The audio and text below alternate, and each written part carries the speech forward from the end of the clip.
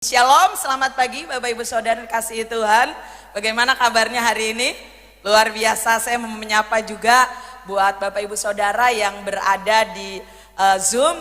Selamat beribadah hari Minggu, sekalipun Bapak Ibu Saudara ada di Zoom, bisa tetap konsentrasi karena seperti yang Bapak Gembala sering ngomong ya, sering katakan bahwa kita bukan nonton online tapi kita sedang beribadah secara online. Apakah ada Bapak John di Zoom?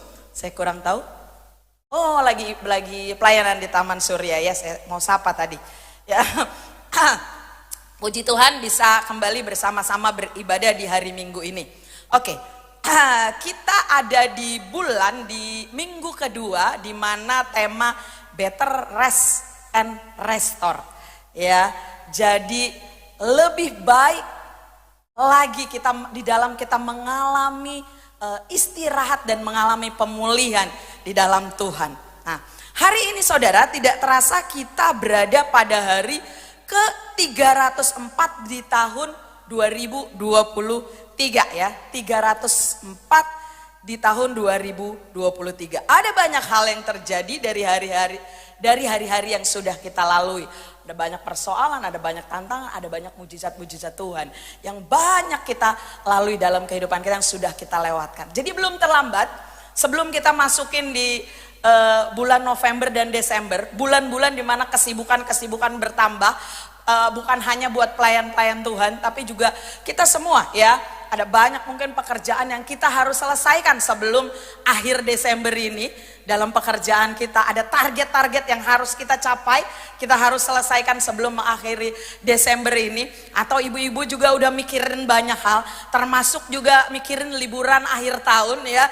Jadi sebelum kita lebih sibuk lebih banyak lagi, kita bersyukur dan bukan kebetulan kalau Oktober ini menjadi bulan yang dipilih dengan tema Better Rest and Restore. Nah, jadi hari ini saya mau kasih judul tema firman Tuhan kita hari ini adalah The Power of Pausing ya, atau kekuatan dari berhenti sejenak ya. Jika kita bicara tentang pause adalah sesuatu yang sering kita jumpai setiap hari, benar ya? Silakan diklik. Nah, kalau saudara lihat ya, yang pertama itu adalah tanda istirahat satu ketuk pada not balok. Jadi itu bukan tulisan Arab ya, walaupun mirip-mirip, tapi itu adalah tanda istirahat satu ketuk pada not balok ya. Jadi di not balok atau di lagu, di tangga nada itu ada banyak tanda istirahat ya, tergantung nilainya berapa ketuk. Nah, ini adalah tanda istirahat satu ketuk pada not balok. Kenapa tanda istirahat ini dibutuhkan di dalam lagu atau di dalam musik? Supaya kita bisa menikmati lagu itu dengan baik. Benar ya? Coba bayangkan kalau lagu nggak ada tanda istirahatnya, terus saja nggak berhenti. Pasti yang nyanyi juga ngos-ngosan. Ya, yang nyanyi temponya nggak jelas, kejar-kejar karena nggak ada waktu untuk narik nafas, nggak ada istirahat, dan dinamikanya nggak enak. Ya, dinamika lagunya naik turunnya, lembut kerasnya nggak enak kalau nggak ada tanda ini. Ya, jadi kita tahu kapan lagu itu harus berhenti satu ketuk, kapan lagu itu harus berhenti 4 ketuk, ya kapan lagu itu harus berhenti setengah ketuk. Lalu yang kedua itu tanda pause pada musik player. Nah, kalau saudara ada gadget ya di HP ataupun di musik player kita di rumah, kita pasti tidak asing dengan tanda itu ya, tanda pause. Apa tujuan tanda pause itu dibuat ya? Tombol pause itu dibuat supaya kita bisa berhenti sejenak di mana kita inginkan, di mana kita mau ya. Kita lagi dengar lagu, tiba-tiba ada telepon bunyi kan, oh di pause dulu sebentar. Karena kalau lagu bunyi, telepon, keganggu, suaranya beradu, ya kan? Di pause dulu, angkat telepon selesai, balik lagi dipencet. Jadi kita bisa menikmati lagu itu tanpa harus mengulang, tinggal lanjutin aja, dipencet lagi, di play lagi, itu lagunya sudah berlanjut kembali. Lalu ada lagi vacation, liburan, retret, ya. Itu juga adalah tanda pause untuk kita mengundurkan diri sejenak dari hiruk pikuk pekerjaan dengan harapan supaya ketika kita kembali bekerja, kembali kita kepada rutinitas, kita kembali dengan lebih fresh, lebih segar. Masalahnya kadang-kadang kalau liburan, badannya fresh, kantongnya nggak fresh. Ya, tapi harapannya begitu kan? Harapannya kalau kita beristirahat, kalau kita sejenak berlibur, kita berharap ketika kita kembali dalam keadaan yang fresh, yang segar, sehingga kita bisa melanjutkan kembali pekerjaan kita dengan lebih baik, dengan lebih fresh lagi. Nah, begitu juga seperti yang Pak John kemarin sudah sampaikan.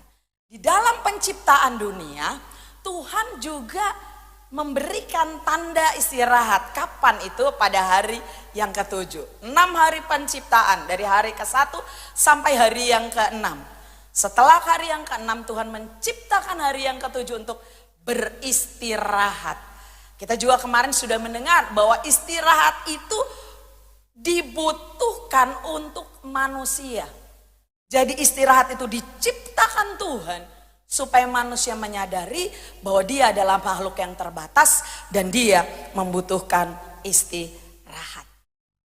Nah, dalam kitab Mazmur ya, ada juga tanda istirahat. Silakan diklik ya. Yaitu Selah. Katakan Selah. Selah ya.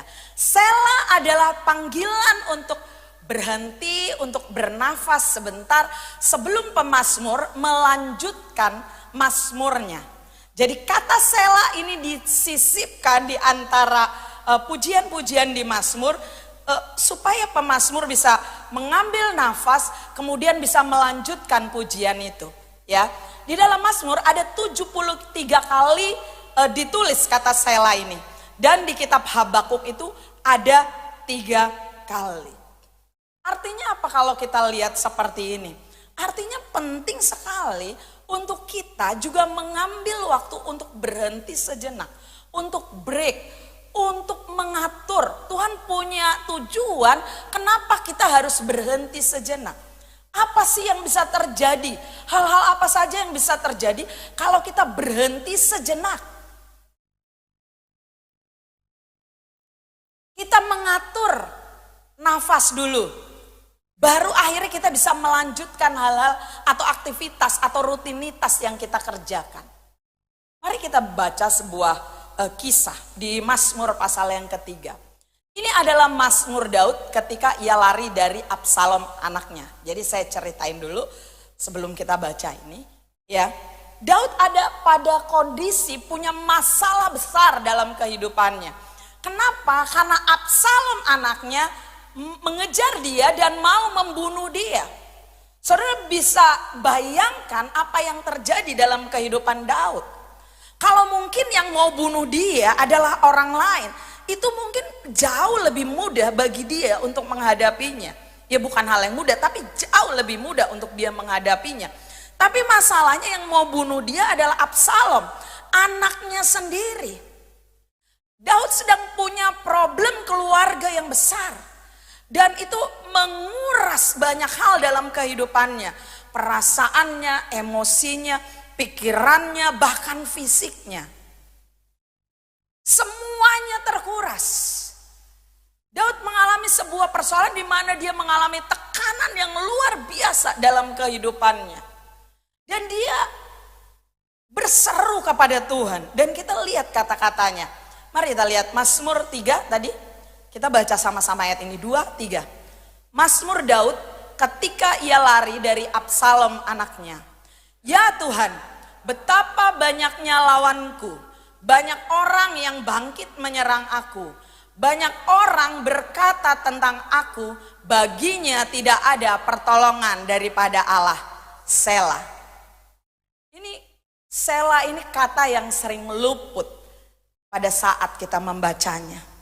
Pikir apa sih ini maksudnya? Selah, Selah gitu ya.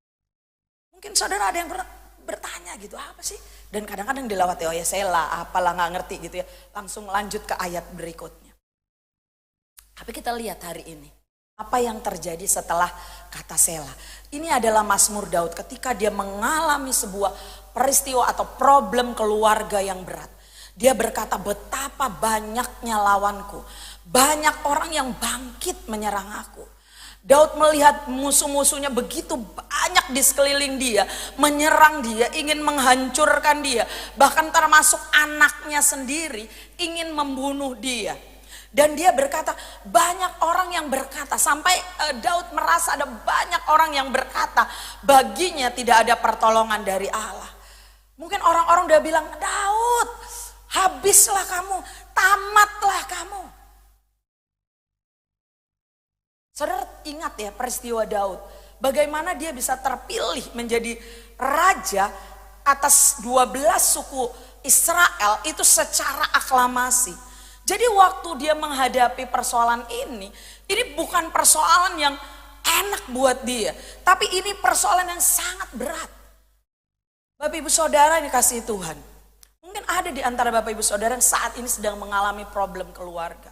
Problem anak, problem orang tua, problem pasangan. Yang begitu berat. Yang menekan, yang membuat saudara kayak buah si malakama, maju salah, mundur salah, keputusan ini salah, keputusan itu salah, kayaknya semua serba salah, bingung apa yang harus dilakukan. Daud mengalaminya, dia mengalami hal itu, bahkan dia berkata mungkin orang ngomongin baginya udah gak ada pertolongan, habis, tamat riwayatnya. Daud begitu pesimis. Setelah kata Selah, mari kita lihat lagi. Lanjut berikut ayat 3 dan 4. Baca sama-sama. Tetapi engkau Tuhan adalah perisai yang melindungi aku. Engkaulah kemuliaanku dan yang mengangkat kepalaku. Dengan nyaring aku berseru kepada Tuhan dan ia menjawab aku. Dari gunungnya yang kudus. Selah. Ada sebuah peningkatan. Dari ayat 1 dan 2 ke ayat 3 dan 4 setelah kata Selah ini. Ya, Daud punya pengharapan di dalam Tuhan. Dia berkata, tetapi engkau Tuhan adalah perisai yang melindungi aku. Engkaulah kemuliaanku dan yang mengangkat kepalaku. Dengan nyaring aku berseru kepada Tuhan. Daud tahu. Dalam tekanan, dalam masalah, dalam persoalan yang menguras semua energi dalam kehidupan dia. Yang membuat dia kelelahan, dia harus datang kepada Tuhan. Kata-katanya berubah jadi positif. Kata-katanya berubah jadi ada pengharapan. Mari lihat lanjut ya lagi ayat berikutnya.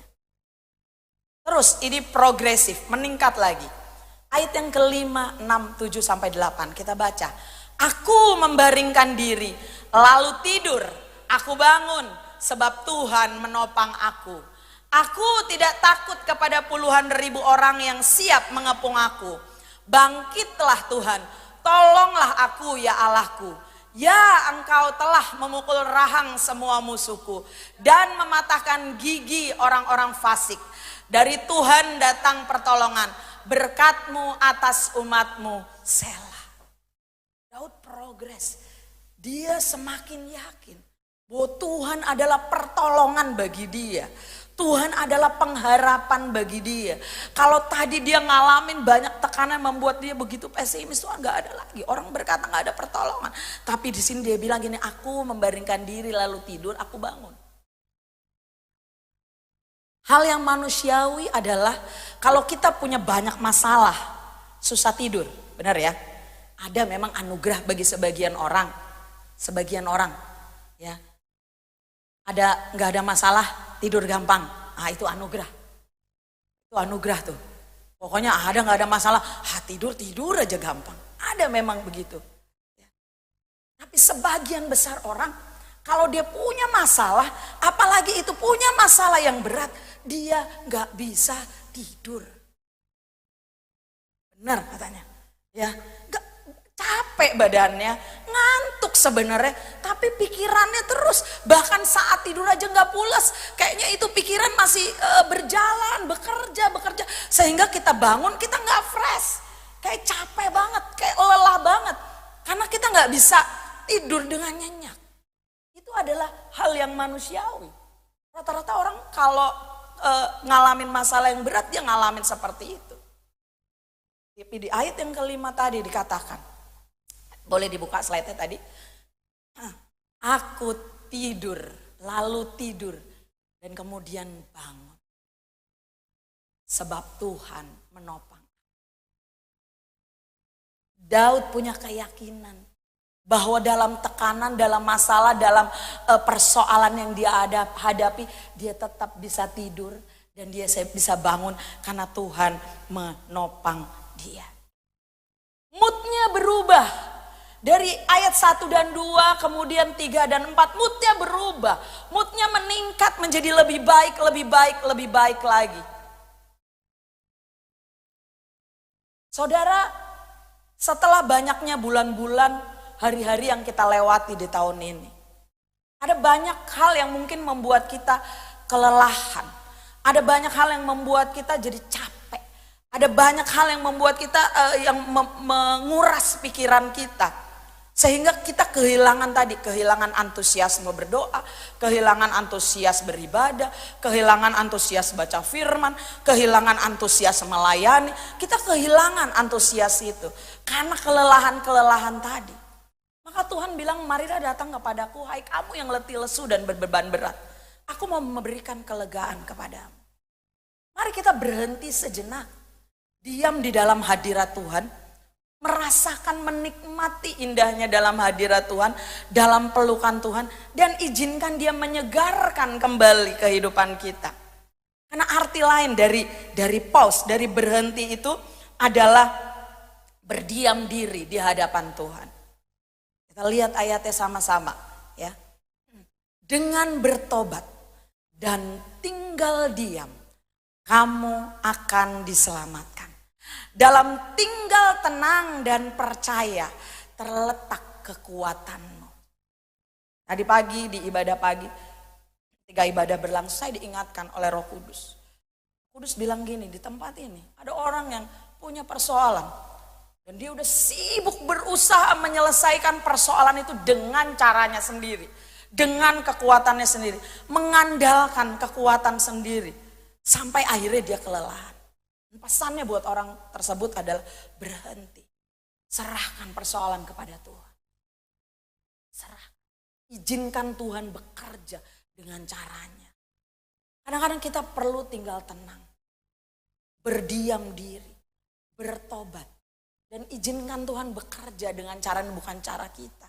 Kalau kita telah mengusahakan dengan cara kita dan tidak berhasil, ada waktunya kita tenang dan berdiam diri. Dan izinkan dia bekerja. Saya punya kesaksian mengenai hal ini. Ya saudara ya, dari pagi saya ceritain. Anak saya itu isengnya minta ampun. Isengnya minta ampun. Satu kali dia pinjam HP saya dan dia sembunyikan HP saya. Itu sering terjadi. Dia pernah sembunyikan di freezer, dia pernah sembunyikan di kotak sepatu. Jadi yang punya anak kecil nanti alami ya. Dia pernah sembunyikan di kotak sepatu, dia pernah sembunyikan di rak piring, ya. Dia pernah sembunyikan di ember pel. Ada airnya. Jadi tahulah akhir riwayat dari HP itu. Itu semua pernah terjadi. Satu kali habis dia pakai, dia pinjam gitu ya. Ini kejadian lagi dia sembunyikan. Masalahnya hari itu saya lagi sibuk dengan HP itu. Jadi saya tanya, "Nak, tadi kamu pinjam taruh mana?" Dia ketawa-ketawa gitu ya, nggak mau kasih tahu. Di mana? Dia nggak mau kasih tahu. Tetap dia pokoknya ketawa-ketawa gitu. Dia nggak kasih tahu. Anak-anak dia nggak bisa bedakan kan antara kita serius sama bercanda, dia nggak bisa bedakan. Padahal saya udah, aduh penting banget ini, nggak ketemu. Saya udah cari dari depan, dari belakang, dan semua tempat yang pernah dia sembunyikan saya sudah cari. Di freezer saya sudah cari, di ember saya cari, di kotak sepatu saya cari, di rak piring saya cari. Pokoknya semua saya cari. Di tempat dia simpen mainan saya cari. Pokoknya semua tempat yang dia pernah sembunyikan HP itu saya cari. Dan gak ketemu. Gak ketemu. Saya udah capek, lelah gitu ya. Dek, di mana, Dek? Nggak, dia tetap, saya juga bingung antara dia lupa sama dia nggak mau ngasih tahu. Saya juga bingung. Pokoknya nggak tahu aja dia. Sampai saya udah sedih banget. Saya bilang, aduh Tuhan, tolong Tuhan, gitu ya. Tolong Tuhan, lihat HP saya ditaruh di mana. Saya takut dia tinggal di luar terus apa gitu loh di halaman gitu. Kan dia suka keluar apa main gitu. Bisa juga itu kan terjadi. Saya pikirin soal ini semua tempat yang saya cari nggak ketemu. Sampai saya nangis, aduh Tuhan, bagaimana ini HP saya ini penting lagi gitu ya. Saya lagi banyak kerjaan lagi dengan HP itu nggak ada gitu. Sampai sekarang kalau saya lagi itu dia suka ngeledekin saya. Aduh Tuhan, tolong Tuhan gitu ya. Tapi dengan nada meledek. Sampai hari ini dia masih suka ngeledekin saya begitu. Sampai akhirnya saya diam. Udahlah, udah gak ketemu. Saya diemin dia, saya diam. Saya bilang, Roh Kudus tolong saya. Saya udah usaha dengan cara saya. Saya udah usaha semua tempat. Tolong saya Roh Kudus. Saya diam, udah saya diam. Saya lihat TV, saya diam. Pokoknya saya gak serah deh itu HP itu. Bagaimana lagi kalau sampai HP itu hilang, saya juga. Kan gak mungkin anak saya korbankan terus pukulin dia gara-gara HP hilang. Gak bijak juga. Waktu saya diam begitu, itu tiba-tiba kayak Roh Kudus tuh ini berbicara di dalam hati saya. Berbicara di dalam hati saya. Buka lemari tempat jadi ada lemari tempat barang-barang yang belum dipakai lah gitu. Jadi masih ada dus-dus, ada biasalah gitu kan ya, Tupperware yang belum dipakai gitulah kalau ibu-ibu ya. Pokoknya barang-barang yang belum dipakai itu ada di lemari khusus gitu. Nggak tahu makainya kapan. Ya, pokoknya ada situ. Oh, kayak tiba-tiba diingat, tadi dia buka lemari itu.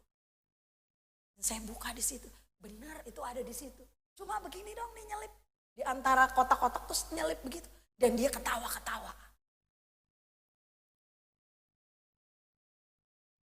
Saya sibuk banget, nggak ketemu.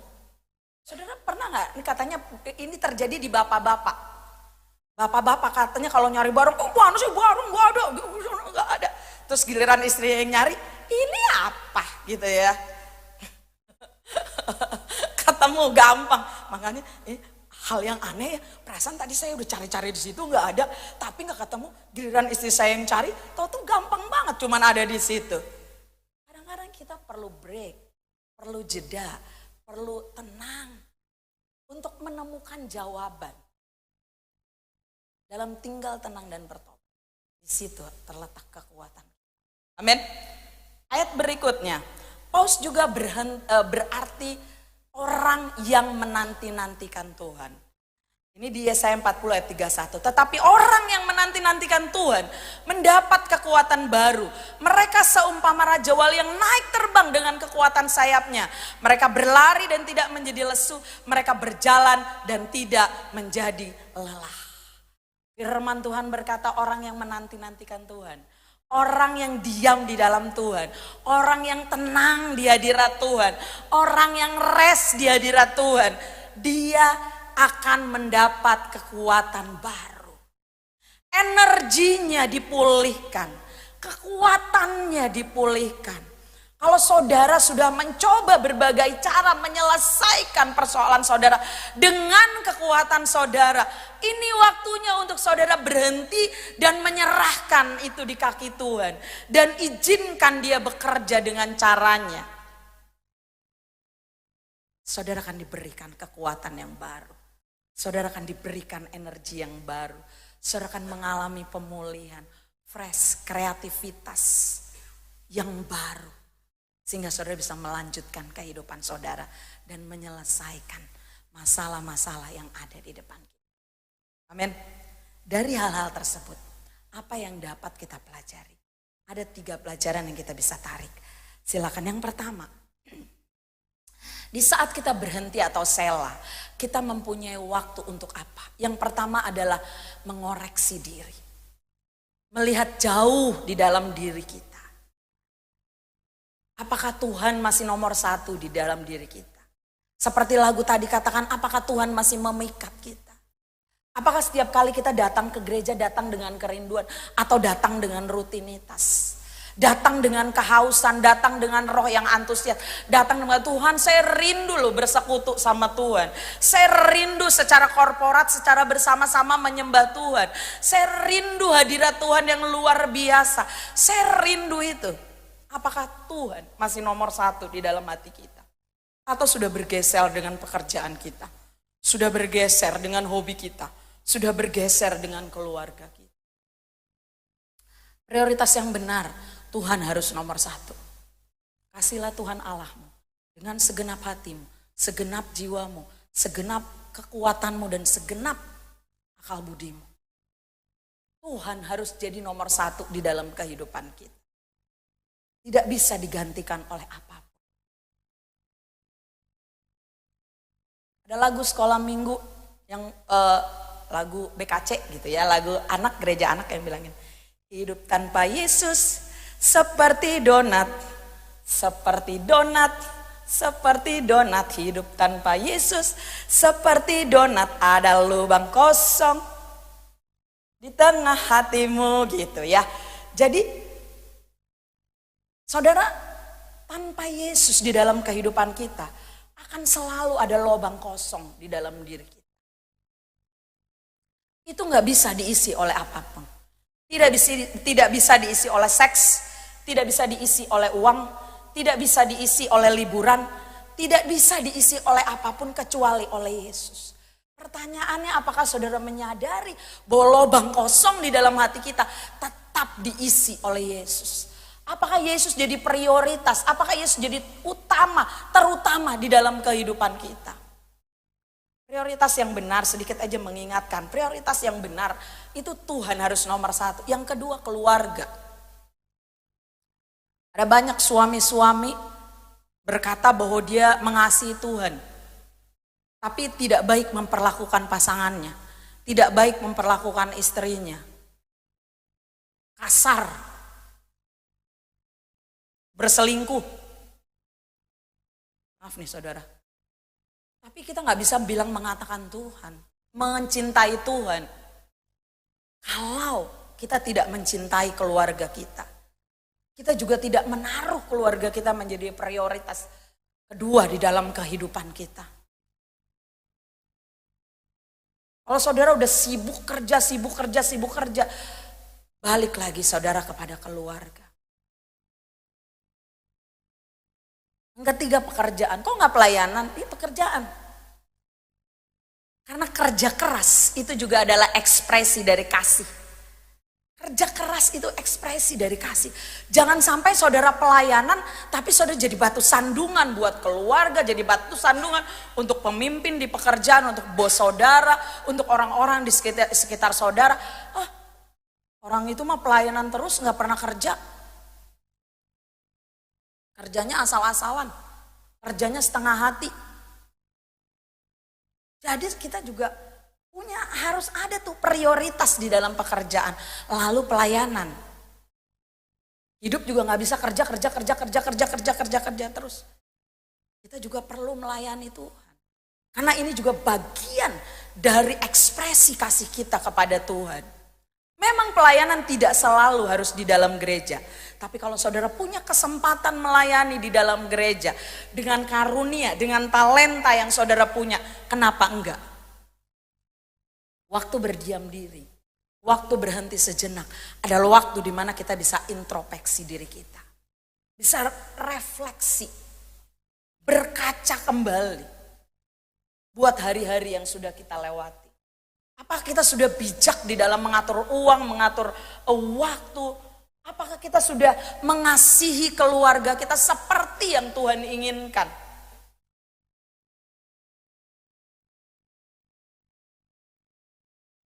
Selah menjadi waktu untuk kita berintrospeksi. Yang kedua,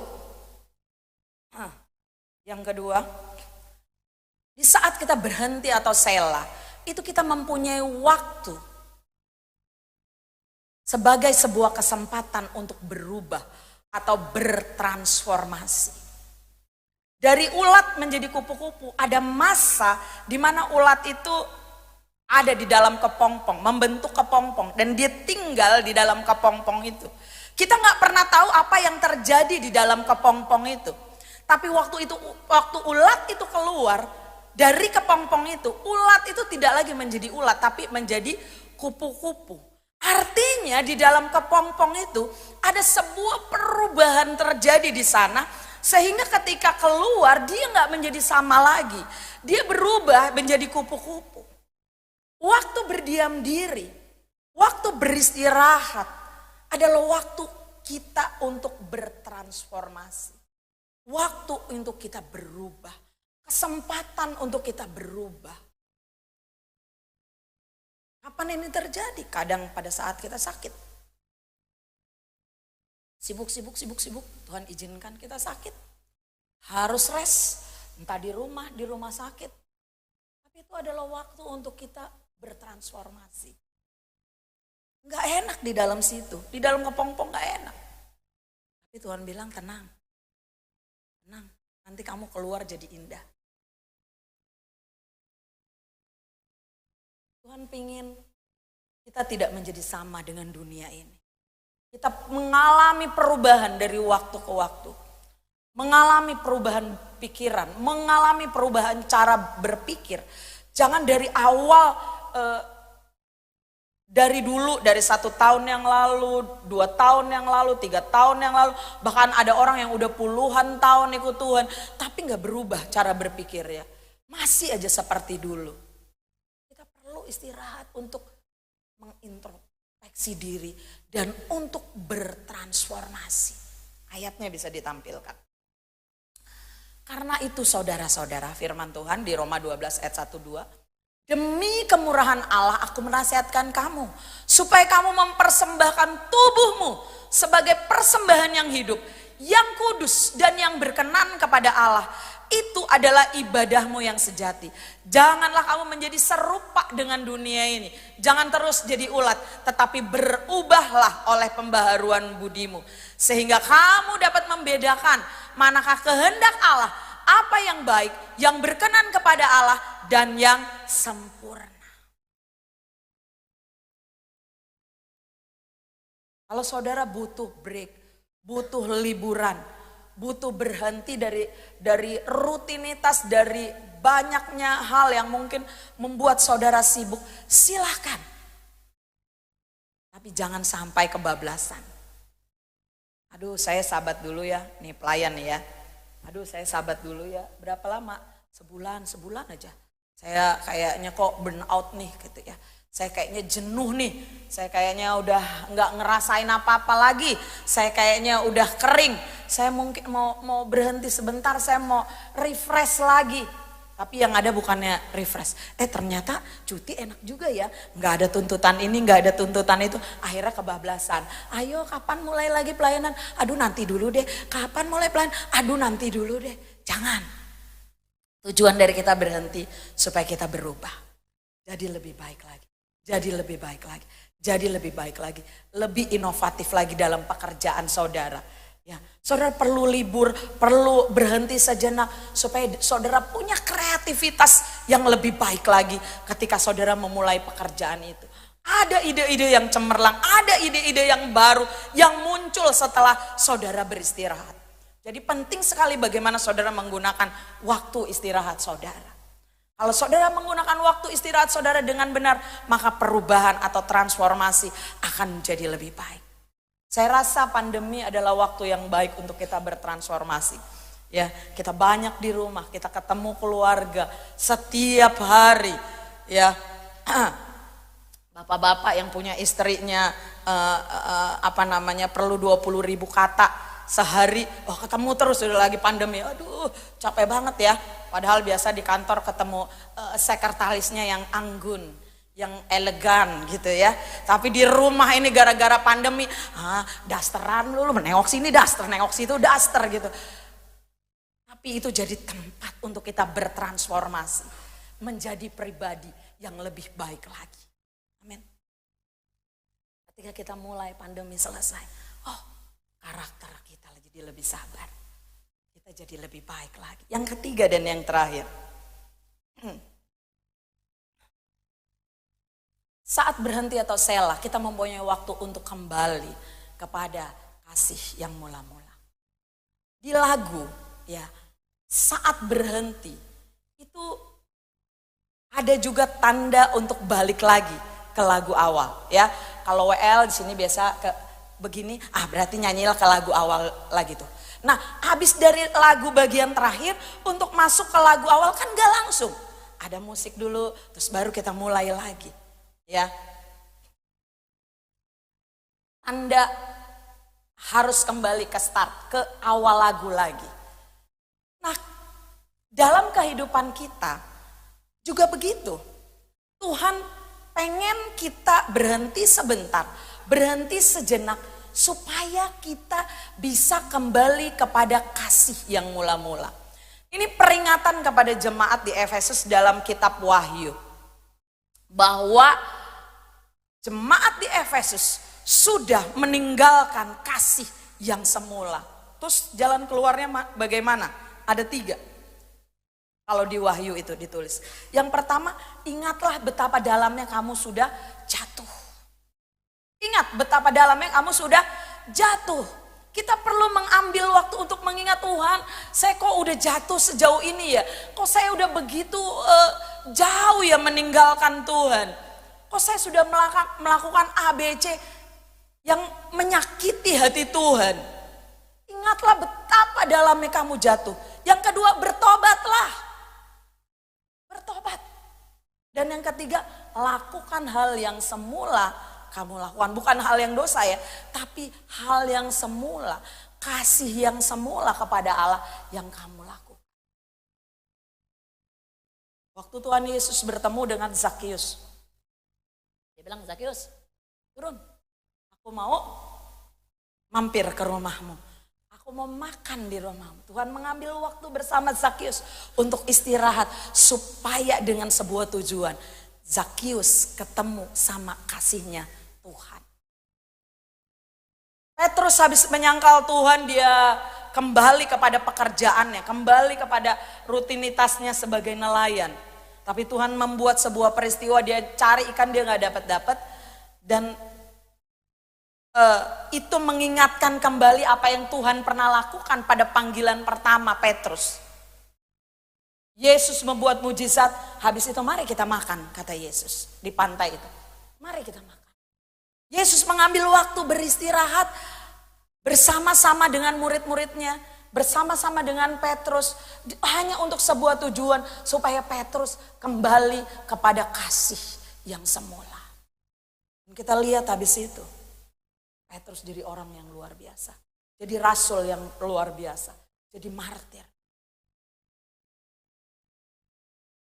Kadang Tuhan mengizinkan kita berhenti sejenak untuk kita kembali mengingat kasih mula-mula kita kepada Tuhan. Kesibukan kita bisa melunturkan kasih itu. Gairahan kita bisa hilang. Banyaknya persoalan, tekanan bisa membuat kita lupa akan kebaikan-kebaikan Tuhan sudah kerjakan dalam kehidupan kita. Tapi Tuhan izinkan kita berhenti sejenak supaya kita kembali kepada kasih yang mula-mula.